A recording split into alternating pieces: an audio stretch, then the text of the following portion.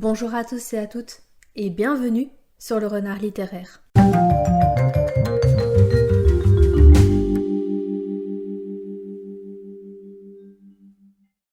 J'espère que vous allez bien. Moi, je suis ravie de vous retrouver aujourd'hui pour une nouvelle vidéo que j'avais très envie de refaire sur ma chaîne. Il s'agit du bilan de mi-année 2024. Donc, on va discuter ensemble de ce premier semestre de lecture. On va un petit peu faire le point sur les bonnes lectures, les moins bonnes et ce que j'attends un petit peu pour la suite avec les questions donc du Mid-Year Freakout Book Tag, si les mots sont dans le bon sens. Donc, on va commencer tout de suite.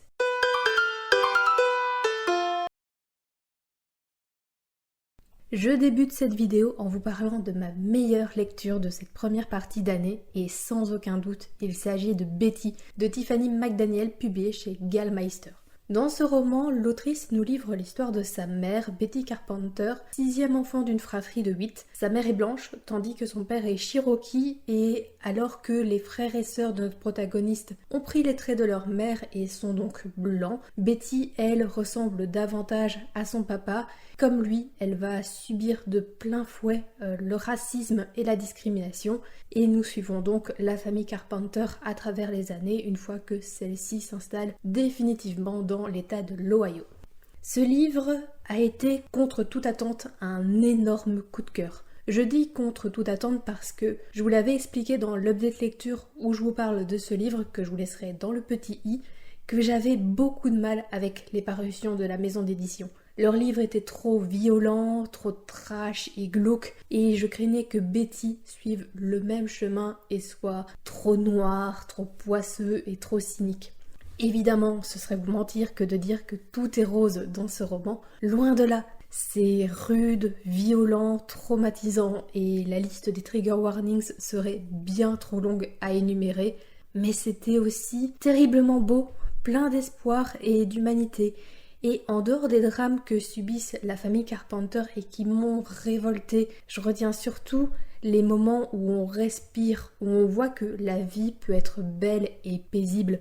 Je retiens l'amour qui lie les différents membres de la famille entre eux, les histoires du père de Betty, les strass et les paillettes pour Flossie, les chansons de Freya, la poésie et la force des mots de Betty. Pour moi, les moments plus douloureux et violents, qui ne sont d'ailleurs jamais gratuits, permettent d'encore plus profiter des instants calmes et paisibles. Et c'est grâce à cet équilibre que l'autrice évite de nous proposer une histoire cynique, glauque et déprimante à souhait. Mais malgré le fait que ce soit un sacré pavé de 720 pages, le roman se lit tout seul et le style d'écriture est vraiment soigné, poétique et impactant. Le texte étant écrit avec le point de vue interne de Betty, on se sent vraiment au plus proche de ses émotions, de ses sentiments et de son imaginaire. Pour moi, c'est vraiment le meilleur livre que j'ai pu lire depuis le début d'année et depuis des années tout court d'ailleurs. Il n'est absolument pas fait pour tout le monde et je vous invite à vous renseigner sur la liste des trigger warnings et à lire ce livre uniquement quand vous vous en sentez capable, quand vous vous sentez capable d'affronter un flot intense d'émotions, qu'elles soient autant positives que négatives. Mais si vous vous lancez à la découverte de ce roman en ayant tout ça bien en tête, je vous promets que ça vaut largement la peine et que vous n'en ressortirez pas indifférent.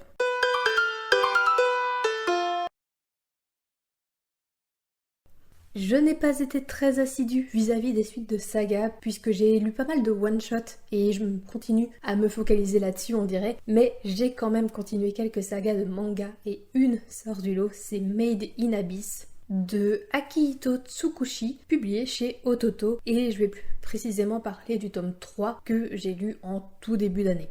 Dans Made in Abyss, nous suivons le personnage de Riko, une jeune fille dont la mère fut exploratrice de l'abysse. C'est un gouffre immense et plein de mystères et elle n'en est jamais revenue. Riko, elle est persuadée que sa mère est encore vivante et souhaite elle aussi devenir exploratrice et aller au plus profond de l'abysse. Et un jour, Riko va faire la rencontre de Legu, un jeune garçon au corps robotique et dont l'existence pourrait être liée à l'abysse. C'est un manga que j'ai découvert en 2022 et qui ne m'avait pas forcément fait une forte impression au départ. Je trouvais le premier tome agréable à lire, mais somme toute assez classique et j'étais pas pressée de découvrir la suite. Mais grâce au conseil avisé d'un bibliothécaire, j'ai continué la saga et je dois dire que la suite ne m'a pas du tout déçue. Si le premier tome est une introduction assez classique à l'univers, aux personnages et aux différents enjeux, la suite prend une tournure tout à fait inattendue et surtout l'univers devient beaucoup plus sombre et impitoyable. C'est quelque chose que je n'imaginais pas du tout au vu des couvertures joyeuses, donc ne vous laissez pas avoir par les couvertures et les petits personnages chibi. Made in Abyss, c'est un manga à destination d'un public adulte et averti uniquement. Le mangaka ne prend pas de pincettes et parle de sujets compliqués et peu abordés en manga comme les modifications génétiques, le coût de l'immortalité ou encore l'euthanasie. C'est d'autant plus difficile à lire quand on se rend compte que ce sont des enfants qui sont plongés dans un monde d'adultes et qui n'ont aucune clé, aucune arme pour faire face à tant de cruauté et que les adultes, au lieu de les aider, ne font rien du tout. Bref, je vous recommande de découvrir Made in Abyss et de vous accrocher même si le début est très classique parce que la suite en vaut vraiment la peine.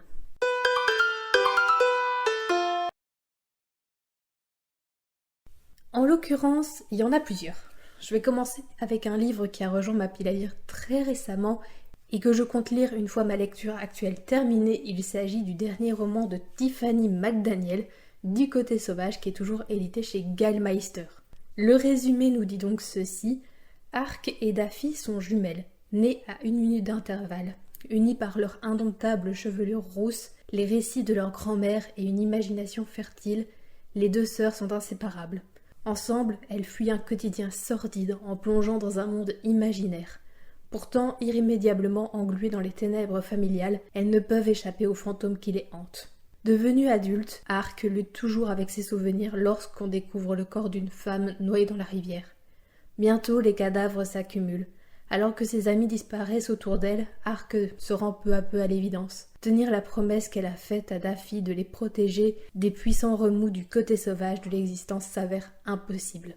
Je l'avais repéré dès sa sortie et après avoir lu Betty, il était certain que je lirais aussi d'autres romans de l'autrice. On m'a un peu déconseillé L'été où tout a fondu et honnêtement, au vu du résumé, il me parlait pas tant que ça. Par contre, Du côté sauvage a quelques vibes de Betty et je sens que ça va être une lecture très intense. Le deuxième livre qui est sorti très récemment et qui me fait terriblement envie, c'est le premier tome de la saga Fluff Fairyland de Scotty Young et Brett Bean, publié chez Urban Comics. Et dans Fluff Fairyland, on suit Gertrude qui est de retour à Fairyland alors qu'elle avait réussi à s'en sortir au bout d'une 30aine d'années d'errance parce qu'on lui demande donc de retrouver un enfant perdu dans ce monde. Je ne savais pas du tout que Scotty Young avait prévu de faire une suite à la saga I Hate Fairyland que j'avais tout simplement adoré. Mais autant dire que je suis ravie de pouvoir retourner à Fairyland, de retrouver Gertrude et son langage plutôt fleuri et les notes sur le premier tome sont vraiment très élevées donc j'ai terriblement hâte de le lire. Et un tout dernier pour la route, j'ai très envie de découvrir la dernière parution de Loulubi, à savoir Racine, édité chez Delcourt. En quelques mots, c'est une bande dessinée qui parle de cheveux crépus, du racisme, du sexisme, mais aussi des normes sociales autour donc des cheveux. C'est Loulubi, ça a l'air absolument passionnant et richement documenté comme d'habitude, donc dès que c'est disponible en bibliothèque, je le lirai.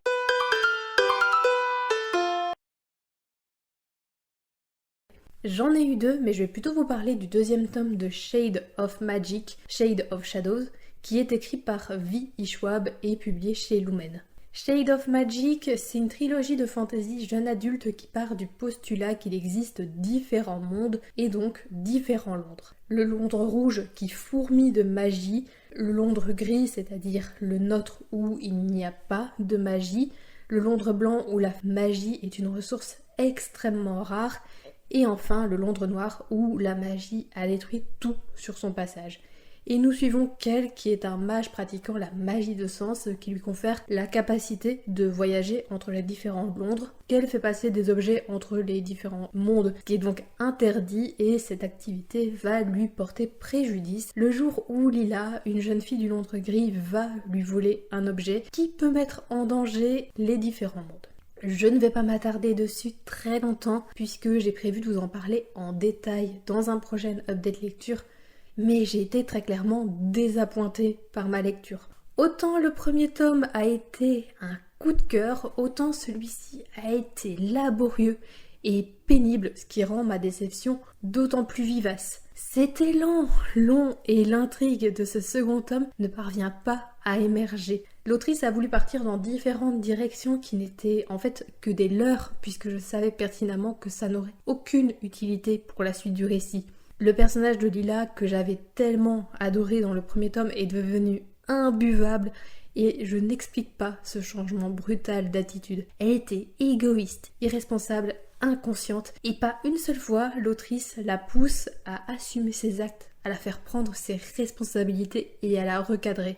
Heureusement que Kel et son frère, qui est un nom que je n'arrive jamais à prononcer, ont un traitement plus plausible et cohérent, surtout face aux événements du premier tome, même si j'ai trouvé qu'à certains moments Kel pouvait vraiment manquer de maturité et de discernement, au moins c'est pas du même niveau que Lila, mais quand même.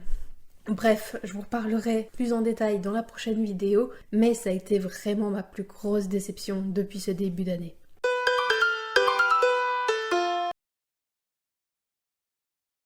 Cette année, je me suis mise à la romance et j'ai été agréablement surprise. Quand je parle de romance, j'exclus la dark romance parce que je ne souhaite pas lire des romans où les relations toxiques sont mises en avant, où il y a sans cesse de la violence, etc. Parce que pour moi, ce n'est pas de l'amour. Je veux des romances saines où le consentement est respecté, où les individus sont respectés.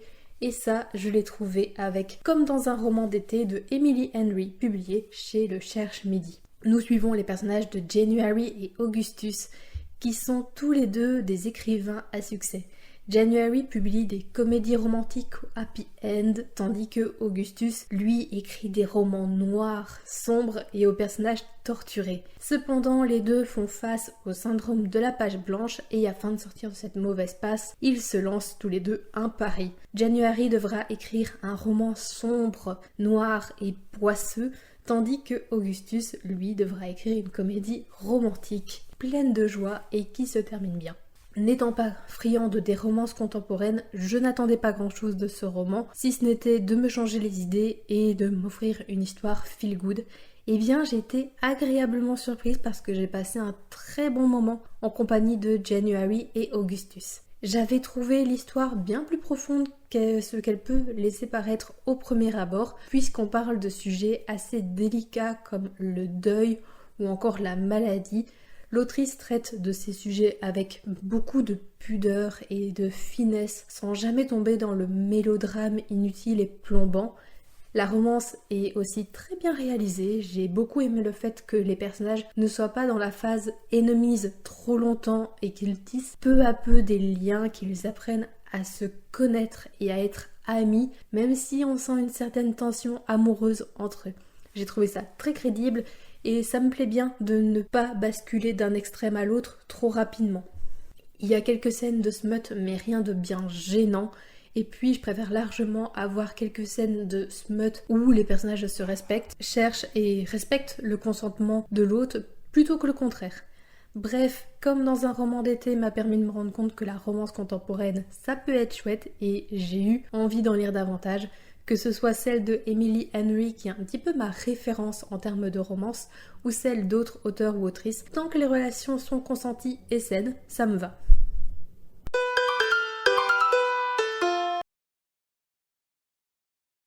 Je pense que le personnage que j'ai adoré découvrir en ce début d'année, en dehors de Betty, c'est Nell, la protagoniste du roman Dans la forêt de Jean Higland, publié chez Gallmeister.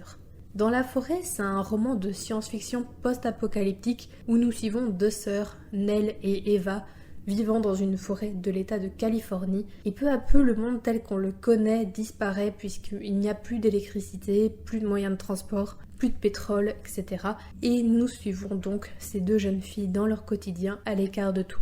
Je vous avais déjà parlé de ce roman dans un précédent update lecture, donc je vous le remets aussi dans le petit i. et je vais bien plus vous parler du personnage de Nell que de l'histoire en elle-même, même si je glisse à là, j'avais adoré ce roman. Nell, c'est un personnage qui m'avait beaucoup touchée parce qu'on sent qu'elle est démunie face à la situation difficile qu'elle vit, et honnêtement, qui ne le serait pas?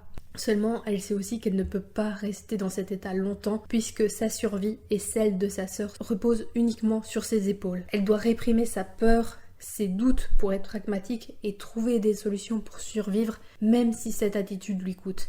C'est vraiment un personnage touchant, intelligente et courageuse que j'ai adoré découvrir en ce premier semestre.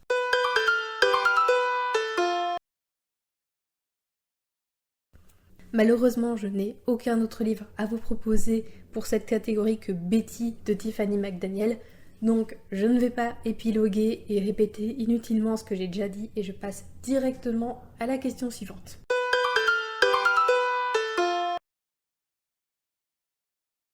Sans aucun doute, je vais vous parler du dernier roman de Fab Caro qui est Journal d'un scénario à retrouver chez Gallimard. Le résumé nous dit ceci.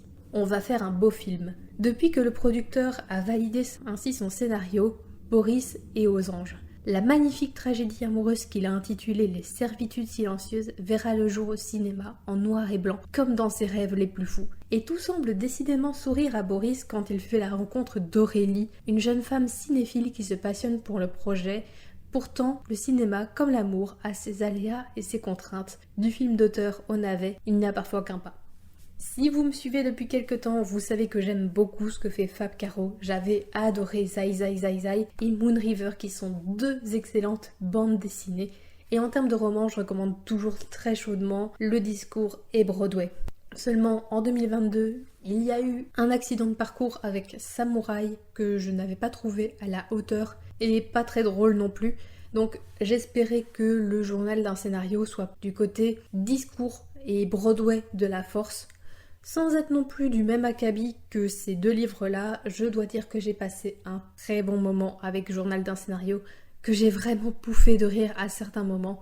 J'ai retrouvé le Fab Caro qui part dans des élans comiques bien gérés, dans des critiques acerbes mais portées par des personnages un peu lâches. Je n'en dirai pas plus puisque je vous donnerai mon avis en détail dans la prochaine vidéo Update Lecture. Dans tous les cas, je n'ai pas été face à un Samouraï 2.0 et ça m'a vraiment rassurée.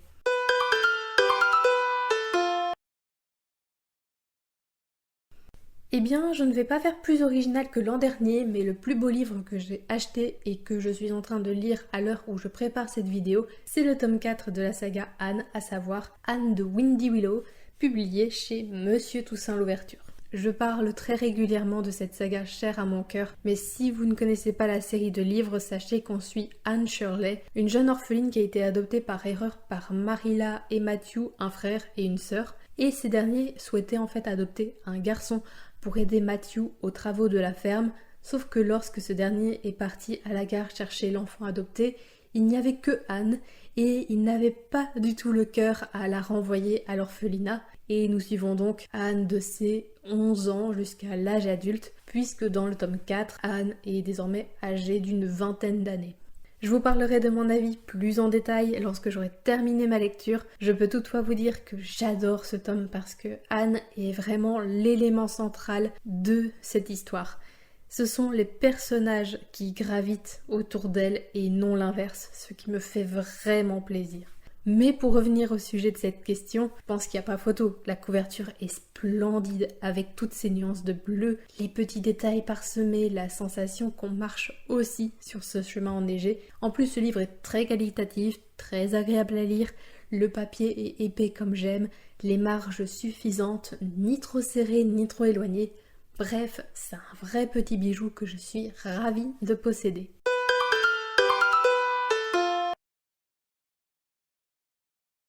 Et enfin, je dois vous parler des livres que je dois lire avant la fin de l'année. Et autant vous dire qu'il y en a un sacré nombre. Je vais en lister quelques-uns, mais forcément, c'est pas une liste exhaustive.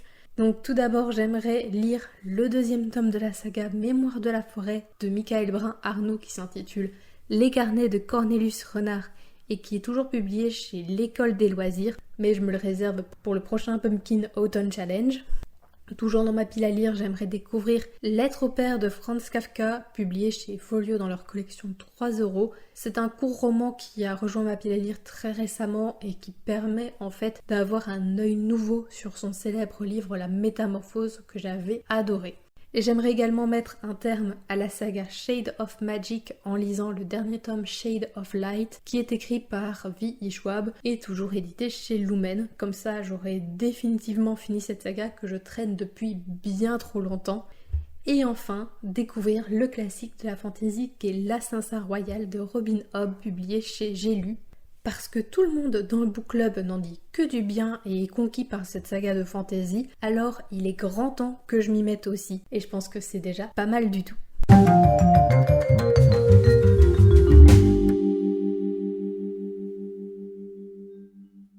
Cette vidéo est désormais terminée et j'espère qu'elle vous a plu. N'hésitez pas à répondre aux questions vous aussi et à me dire quelles ont été vos meilleures lectures de l'année et puis aussi les moins bonnes. N'hésitez pas également à lâcher un petit pouce bleu, à vous abonner à la chaîne, ce qui vous permettra d'obtenir une notification à chaque fois que je poste une nouvelle vidéo, c'est-à-dire un vendredi sur 2 à 18h30. Et moi, en attendant de vous retrouver dans une prochaine vidéo, je vous souhaite d'excellentes lectures et je vous dis à très bientôt.